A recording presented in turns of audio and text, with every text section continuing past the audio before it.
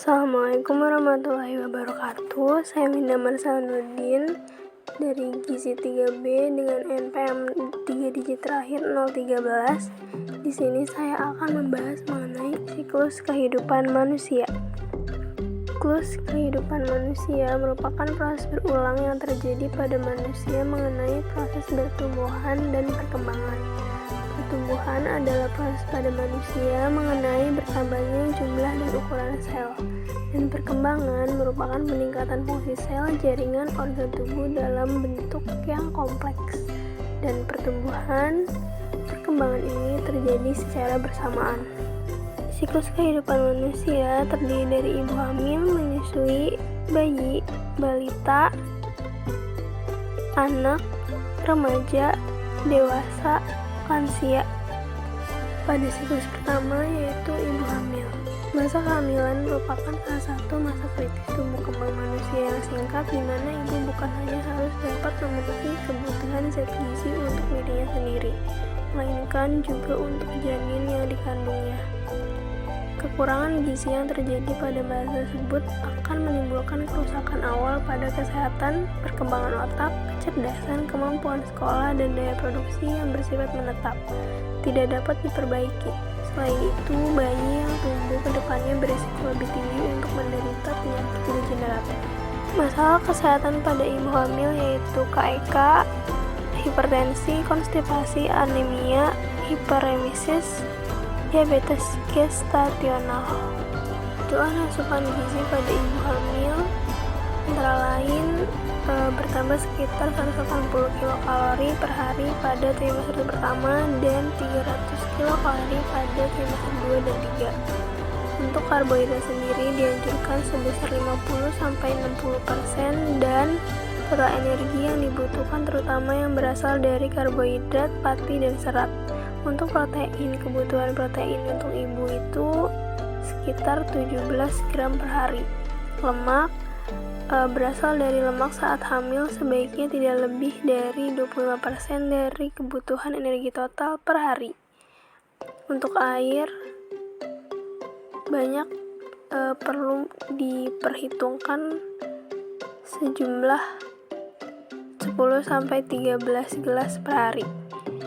Zat besi, kebutuhan tambahan total selama kehamilan diperkirakan 100 mg.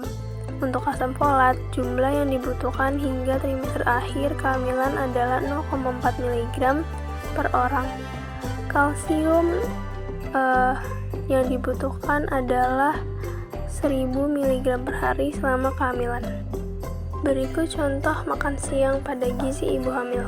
Selanjutnya, ibu menyusui. Menyusui adalah proses pemberian susu kepada bayi atau anak kecil dengan air susu ibu dari payudara ibu. Bayi menggunakan refleks menghisap untuk mendapatkan dan menelan susu ASI yang menyediakan semua nutrisi yang dibutuhkan. Bayi baru lahir dari 0-6 bulan dianjurkan mengonsumsi ASI saja yang disebut ASI eksklusif. Masalah kesehatan pada ibu menyusui yaitu kekurangan vitamin A, gangguan akibat iodium, anemia gizi besi, dan kekurangan energi protein, juga kekurangan kalsium dan vitamin D.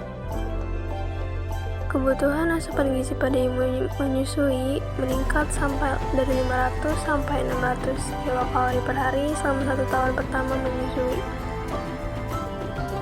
Contoh makan siang pada gizi ibu menyusui. Selanjutnya adalah bayi. Bayi adalah masa di mana pertumbuhan dan perkembangan berjalan dengan pesat, baik secara fisik maupun psikologis. Dengan cepatnya pertumbuhan ini, perubahan tidak hanya terjadi dalam penampilan tetapi juga dalam kemampuan. Masalah kesehatan pada bayi antara lain alergi, gizi lebih, karies gigi, gaki, dan diare. Untuk kebutuhan asupan gizi pada bayi pada tahun pertama 100-110 kilogram berat badan per hari. Penggunaan energi tersebut adalah sebesar 50% untuk metabolisme basal, 5-10% untuk SDA, 12% untuk pertumbuhan, 25% untuk aktivitas, dan 10% terbuang melalui feses. Untuk karbohidrat sendiri, bayi mengonsumsi sumber karbohidrat berasal dari jus. Berikut contoh makan siang untuk bayi umur 11 bulan. Selanjutnya itu remaja. Menurut Menteri Kesehatan Republik Indonesia tahun 2010, batas usia remaja adalah 10-19 tahun dan belum menikah. Masalah kesehatan pada remaja itu antara lain KEK, obesitas, konstipasi, dan anemia. Kebutuhan asupan gizi pada remaja secara umum, remaja laki-laki memerlukan energi lebih banyak daripada perempuan. Remaja laki-laki memerlukan 2.400 sampai 2.800 kilokalori per hari, sementara perempuan memerlukan energi sebesar 2.000 sampai 2.100 kilokalori per hari. Untuk karbohidrat sendiri, pemenuhannya dianjurkan sebanyak 50-60% total kalori. Untuk protein, remaja laki-laki membutuhkan 66-72 gram per hari, sedangkan untuk remaja perempuan 59-69 gram per hari. Untuk lemak sendiri dikonsumsi tidak berlebihan karena dapat meningkatkan kadar lemak dalam tubuh. Untuk air, berikut contoh menu makan siang pada remaja. Selanjutnya ada usia dewasa. Usia dewasa ini rentang umurnya adalah 19-55 tahun, di mana merupakan rentang usia terpanjang dalam daur kehidupan manusia. Usia ini dikenal sebagai usia produktif yang ditandai dengan pencapaian tingkat pendidikan, kesuksesan dalam berkarir, kemapanan hidup, dan lain-lain. Usia dewasa dibagi menjadi 3 kelompok, yaitu 19-29 tahun yang disebut dewasa muda, 30-49 tahun, dan lebih dari 50 tahun yang sering dikenal dengan masa setengah tua. Masalah kesehatan pada dewasa antara lain gizi kurang, gizi lebih, penyakit jantung koroner, anemia, diabetes, kanker, dan menopause.